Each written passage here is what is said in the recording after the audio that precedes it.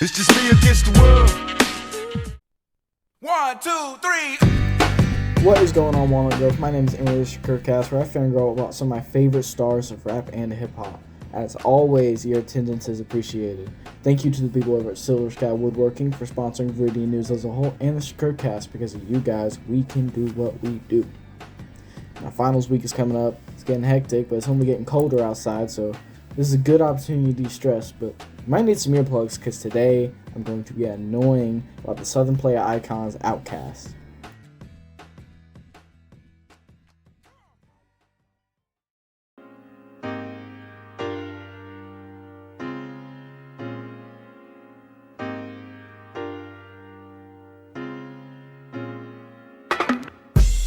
Antoine Andre Patton was born February 1st, 1975 in Savannah, Georgia. 3 months later, Andre Lauren Benjamin was born May 27th in Atlanta. The two would meet at the Lenox Square shopping mall in Atlanta, and they also both attended Tri-Cities High School in East Point, where they would participate in rap battles in the cafeteria, eventually joining forces. Seeing common ground in their interest in funk and hip-hop, they created the rap duo 2 Shades Deep, but upon learning that there was already an Atlanta rap group named 4 Shades Deep, they renamed themselves to Misfits, which was also taken. They flipped open a thesaurus, searching for synonyms for misfit, eventually coming on OutKast. In their signature stylish fashion, they changed the C to a K, thus calling themselves OutKast. Benjamin and Patton would don the names Dre and Big Boy, respectively. They signed to LaFace Records in 1992 and recorded in a basement studio under the guidance of the Organized Noise production team, cooking up their debut single Players Ball, a song about growing up in the South and the culture surrounding it. The title itself referring to the traditional meeting of pimps in Atlanta. Players Ball was originally released in the compilation A LaFace Family Christmas, which featured renditions of famous holiday songs by R&B artists featuring names like TLC and Usher. The single would officially debut 2 weeks later on November 19th, 1993. Its funky atmosphere earned it great success, reaching number 1 on the Billboard Hot Rap Tracks chart and topping R&B charts for weeks. The single later featured on the duo's debut album Southern Playlist of Cadillac Music, released on April 26, 1994. At the time of the album's release, he had 2 main worlds of hip-hop. You had the East Coast and the West Coast. Billboard likes to compare it to politics, with the East Coast and its classical ideologies and elements being like the Republican Party, while the West Coast is more like the Liberal Democratic Party. Well, the South was like the Green Party, and Southern Playlist of Cadillac Music held the door open for new eyes to see what it was like down in Atlanta. Incorporating elements of different genres, from gangsta rap to soul and funk, this album put both OutKast and Atlanta on the map for the rap world. Featuring the flair of the Southern pimp and player lifestyle, Dre and Big Boy discussed topics relevant to living as an African American in the South. While many were hesitant and even refused to hear what the South had to say, they had no choice as OutKast grew in popularity.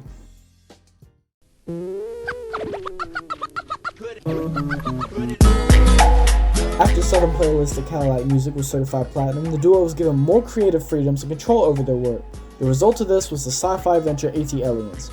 Released on August 27, 1996, AT Aliens is a very unique album. The player pimp aesthetic to the last album was replaced with a spacey, laid-back sound. Despite how different this was to their debut, the album was immensely popular, selling over 2 million copies. 2 years later, the duo's third album, Aquemini, was made. Getting its title from the combination of the duo's star signs, this album, like the others before it, was a show of OutKast's incredible lyricism and creativity.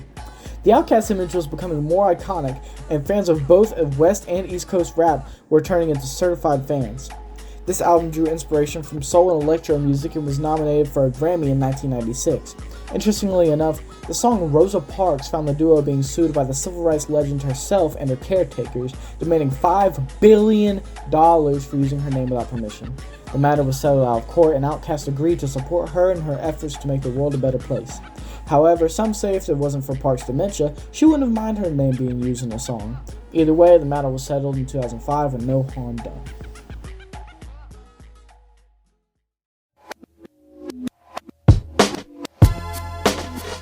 With the turn of the century came many new things. One of these was the release of OutKast's 4th studio album, Stankonia. Stankonia challenged everything that was known about hip-hop at the time and focused on the future, upgrading the duo's sound, image, and even fashion sense, which became about as iconic as their music. Dre adopted the moniker Andre 3000, a testament to the future, and the title was his idea, combining the word stank, another word of saying like funky, with the title of a poster depicting a futuristic city in his room, Plutonia. Many consider this the duo's magnum opus, featuring massive hits such as Bombs Over Baghdad, So Fresh So Clean, and Miss Jackson. The album is a portal to the world at the time and one of the most influential rap albums of all time.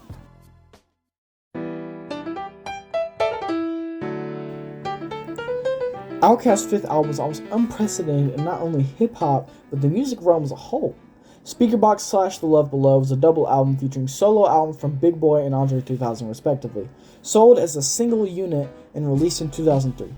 Big Boi's Speakerboxx was more like the style that OutKast fans came to know and love, while Andre's The Love Below was hardly a hip-hop record at all, featuring a wide variety of singing with pop and jazz influence.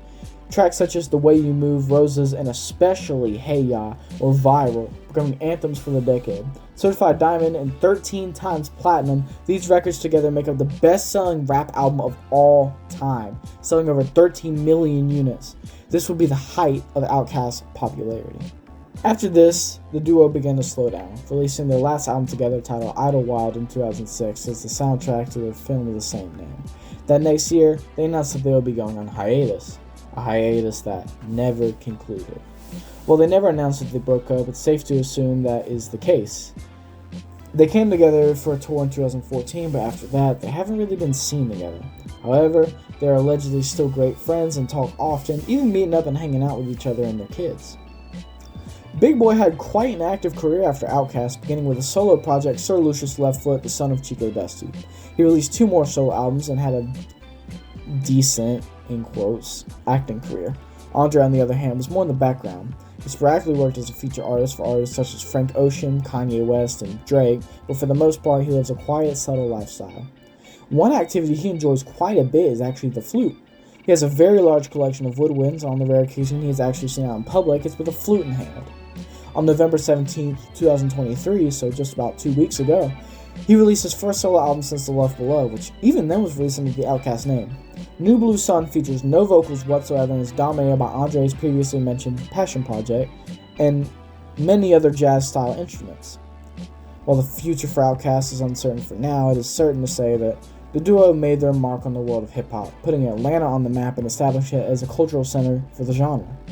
Whether it's Future, Young Thug, Childish Gambino, Playboi Carti, or so many more, you can thank OutKast for their legacy.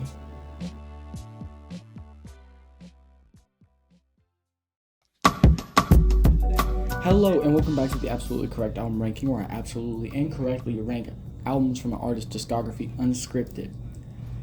Brief disclaimer, this is my opinion. If you don't like my opinion, I don't care. Make your own podcast. Join journalism next semester's coming up. Join journalism next semester. I don't know. Not my problem. But first, at the bottom of OutKast discography, I have Idlewild, the soundtrack album for their film. And, I mean, this album is just not, it don't feel special. There's some good songs on there, but for the most part, this album just feels okay. Just okay. And next we have Speakerboxx, The Love Below. Now, this is a very interesting album because at first I was going to rank Speakerboxx and The Love Below like as separate albums, but honestly, they're equal and they're both at the bottom. Like, I don't know which one I like more. And the Speakerboxx is good. It just feels like what we already know. And it doesn't have Andre on it, so it's kind of almost lacking in that way, but it's not a bad album. It's not bad. It is good. But Love Below it had a dream, it had an ambition, and you can really see where Andre wanted to go, but he didn't quite get there with a lot of the songs. It was very mishmash and almost felt unfinished at times. But it's kind of saved by songs like Hey Ya and Roses and Prototype and She Lives in My Lap. Those are all really good songs, but for the most part, the other songs are just okay. And I mean, I don't understand why this record of all records was chosen to be the greatest selling rap album of all time. I think it's probably just because of Hey Ya, honestly, because it doesn't deserve that, in my opinion. But next, this is going to be a shocker for a lot of people because this is their favorite, if not top 2, and it's ATLiens. I did not care for ATLiens as much as most people did. Do I really, really love the album? I love the album, and it's so good. And I love the spacey vibe. So many songs are great, like ATLiens, Wheels of Steel, Elevators.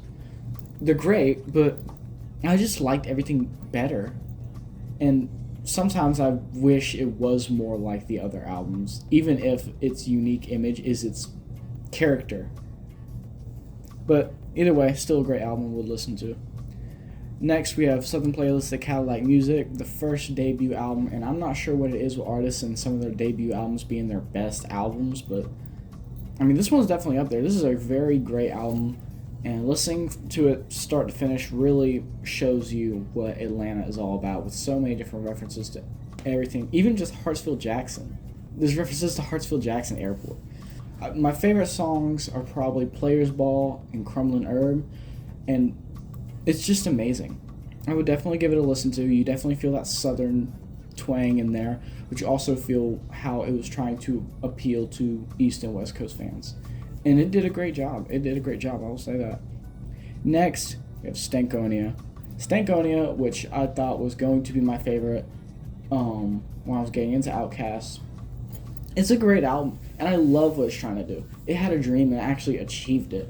And I love the futuristic theme, and I love just how it has so much character, and it's so explosive, and it has there are some very popular songs on this album. There's Miss Jackson, Bombs Over Baghdad, others that are just equally as good. Gasoline Dreams is amazing. I love the guitar on it, and just you gotta listen to it. It's a must listen.